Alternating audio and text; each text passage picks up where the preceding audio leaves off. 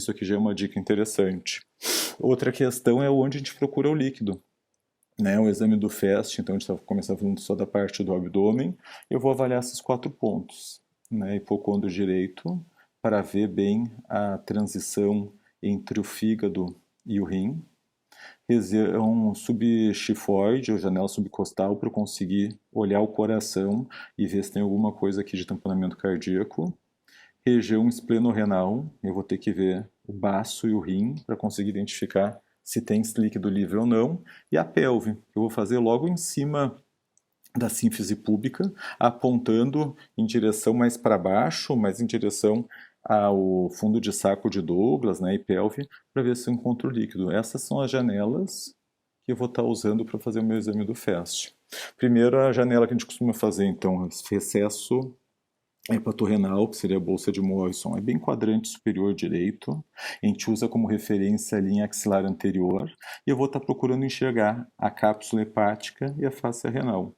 O marcador, por definição, né, o índice, a gente usa apontando para a cabeça do paciente e essa é a imagem que eu vou buscar. Eu vou estar enxergando aqui o fígado, né, bem ecogênico, eu consigo ver uma meia-lua clarinha em volta dele, que é o diafragma, e eu procuro o rim colado a ele. Então está aqui a imagem do fígado, aqui a imagem do diafragma, aqui a imagem do rim. A dica para encontrar o rim é bem simples, é a gente conseguir ver um órgão que tem a mesma estrutura do que o fígado, a não ser por uma região central hiperecogênica, uma região clarinha ali dentro, que é o sinus renal, que por ali tem o hilo, tem o líquido, tal, muda a velocidade da onda do ultrassom, então por isso ele fica sempre clarinho. Então é fácil da gente enxergar. E a maneira de a gente saber que isso é normal é eu conseguir enxergar fígado e rim e não ver nenhuma faixa pretinha, nenhuma faixa anecoica em torno deles.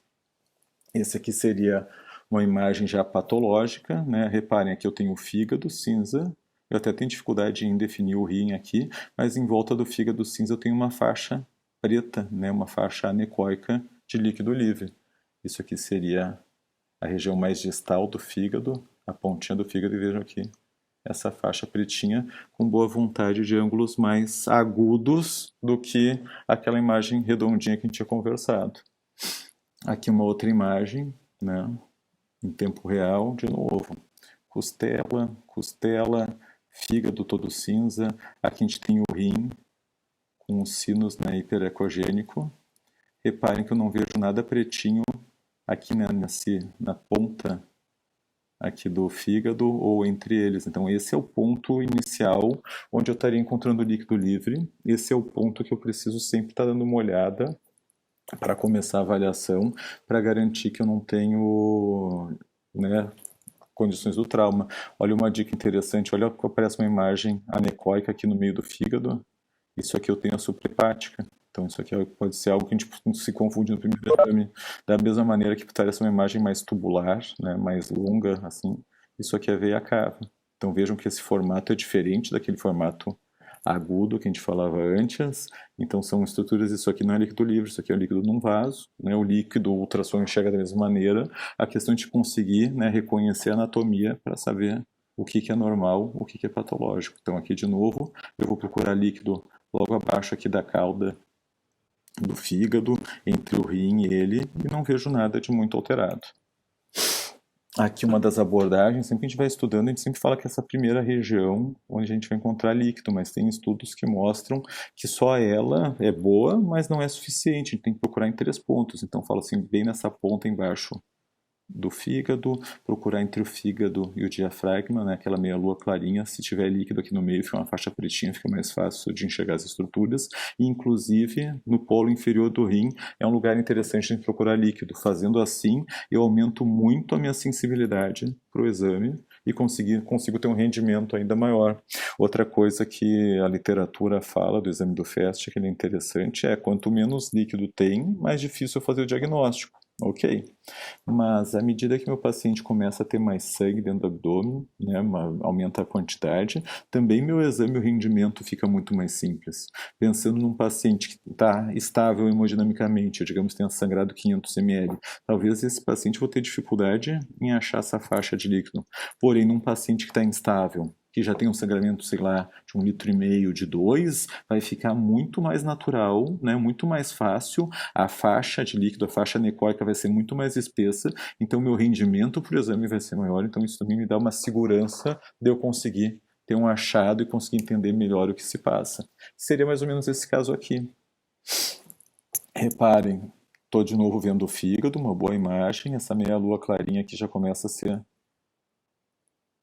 Aqui imagino que tem a peritônio, eu não consigo identificar bem o diafragma, mas olha essa faixa preta que aparece daqui até embaixo. Reparem aqui, ó.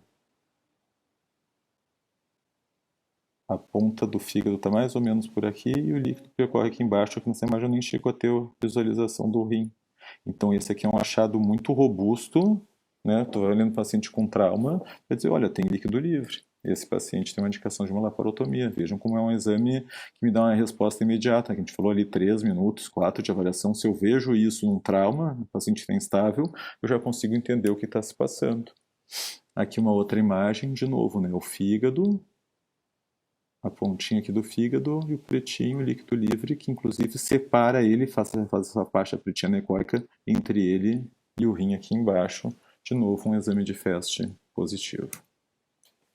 Outro espaço que a gente vai avaliar o recesso esplenorrenal. Quadrante superior esquerdo. Aqui a grande dica é que ele é sempre mais atrás e mais para cima do que a gente espera. Como geralmente quando eu vou avaliar o hepato renal, eu venho na linha axilar anterior. E aí aqui eu consigo uma boa imagem. Já para avaliar o baço, eu preciso na linha axilar posterior. É bem mais lá para trás, porque geralmente aqui na frente eu também tenho ar do estômago, de alça. É difícil eu conseguir fazer uma imagem. Então eu preciso muitas vezes colar bem no atrás do paciente, colar, inclusive às vezes até colocar a mão meio embaixo do colchão para conseguir fazer uma janela boa, né? Mais ou menos no sétimo espaço intercostal, quinto. Mas a grande questão é vir bem aqui atrás para poder fazer a nossa imagem do rim e do baço, que seria mais ou menos essa imagem aqui. De novo, a meia-lua clarinha do diafragma, tá aqui. O órgão sólido, que é o baço, ele é cinzinho. Eu vejo a separação dele com, de novo, o rim com a sua região mais clara no meio, né, hiperecogênica. Aqui mais uma janela normal, né, o rim aqui embaixo, hiperecogênico ao centro, o baço, a meia-lua clarinha, que é o diafragma. Reparem que tem essa imagem aqui, ó, de novo, um tanto tubular, né, e anecoica. Isso aqui é a aorta do paciente, que a gente consegue enxergar nesse corte. Então vejam como pode ter sutilezas ali no exame, né? Nem todo pretinho é doença, pode ser que seja um achado completamente normal, a gente precisa conseguir interpretar isso. E o que tem esse asterisco nessa ponta? É para lembrar que enquanto no fígado e o rim, a tendência, o primeiro lugar que eu encontrava líquido era lá na ponta do fígado, na região mais caudal, mais distal, e entre ele e o rim. No baço é diferente, na verdade tem ligamentos aqui que dificultam, limitam o acúmulo de líquido, a não ser que seja grandes volumes, entre o baço e o rim. Então o primeiro lugar que eu tenho que procurar líquido é justamente entre o baço e o diafragma, que é onde primeiro acumula. Uma dica que se tem é quando eu estou procurando lá atrás, né, na linha axilar posterior, eu dar uma inclinada no meu transdutor, eu conseguir virar ele, como se fosse mais ou menos assim, apontar para o meio-dia, apontar tipo 2 da tarde, para conseguir entrar no meio das costelas e com isso fazer uma imagem melhor e conseguir avaliar com mais nitidez o espaço entre ele e o diafragma para ver se não tem líquido acumulado ali. Esse aqui seria um modelo patológico, então, né, aqui está o baço, aqui está a representação onde estaria o rim, e aqui o pretinho anecoico, o líquido livre. Aqui o diafragma, nessa meia-lua. E essa nossa imagem aqui, essa nossa imagem como já tem muito mais líquido, além de eu ver o rim, vejo o baço e consigo ver bastante líquido livre em torno do baço. Tem um momento aqui que vai aparecer, eu acho que é mais... aqui, aparece o diafragma bem desenhadinho, e aqui o líquido livre entre o baço e o diafragma. Então, a gente consegue dar definições das estruturas.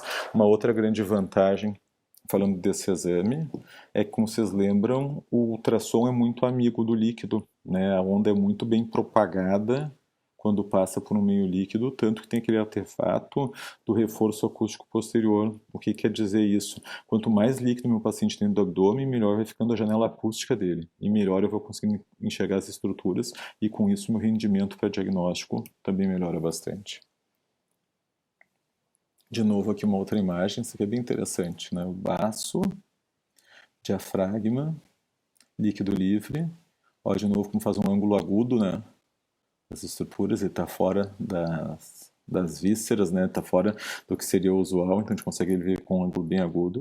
Reparem que aqui de novo tem uma imagem tubular e um pretinho dentro. Isso aqui é a horta descendente do paciente, que eu consegui enxergar. Né? Mas o líquido patológico é esse aqui. Aqui está o líquido livre, que é do nosso interesse. Outro ponto que eu vou avaliar seguindo meu exame do FAST, já avaliei o hepatorrenal, o esplenorenal. O passo seguinte é avaliar a pelve, né? Eu vou olhar o fundo de saco, vou olhar regiões ali onde tem o útero nas mulheres, onde vai direto para o reto nos homens. É uma imagem muito fácil de fazer. A grande dica, o grande referencial é a gente ter uma bexiga cheia para ela servir de meio de condução para a gente chegar às outras estruturas. Como é que a gente faz isso? Se o paciente está sondado, se clampeia a sonda e se espera um tempo até a gente ter essa condição de enxergar a bexiga, que ela vai me dar a definição e ela vai propagar a onda do eco de uma maneira que eu vou conseguir fazer uma imagem adequada. Então, por exemplo, aqui eu tenho uma visão da bexiga, né, e eu consigo identificar o entorno para vasculhar, para procurar se eu enxergo, né, líquido livre, se eu enxergo o pretinho ali do entorno. Como é que eu faço esse corte? Eu estou bem em cima da pelve do paciente e eu aponto com uma direção mais distal, né, que daí eu vou conseguindo enxergar melhor além como é que está a bexiga, como é que vão estar as estruturas, porque sempre que tiver líquido livre em torno da bexiga vai ficar super bem delimitado, porque eu vou ver líquido dentro da bexiga e líquido lá de fora. Então fica muito fácil de eu reconhecer um padrão de doença. Aqui de novo, né, o corte pode ser nesse sentido, um sentido transversal, ou eu posso fazer nesse crânio caudal para ver as estruturas. Aqui eu estou enxergando a bexiga no sentido transversal, e além de eu ver a bexiga cheia de líquido, eu consigo ver esse pretinho líquido do lado de fora. Isso aqui quer dizer líquido livre na pelve, né? A não ser volumes pequenos, alguma coisa de condições ginecológicas usuais, num contexto de trauma, a gente associa com sangramento. Da mesma maneira, eu posso mudar a incidência, fazer a incidência longitudinal, eu vejo de novo a bexiga cheia de líquido e por fora da bexiga uma faixa anecoica, né, uma faixa pretinha, que é meu líquido livre. Então, de novo, são achados muito rápidos para enxergar, muito rudimentares e conseguem nos dar informações também muito relevantes. Da mesma maneira, conforme aumenta a quantidade de líquido, daqui a pouco eu posso estender, arrastar meu transdutor para dar um pouco mais olhado não só na pelve, mas se tem fossa ilíaca, eu posso encontrar isso, as alças literalmente boiando em meio a líquido. E com isso a gente consegue fechar um diagnóstico com bastante rapidez.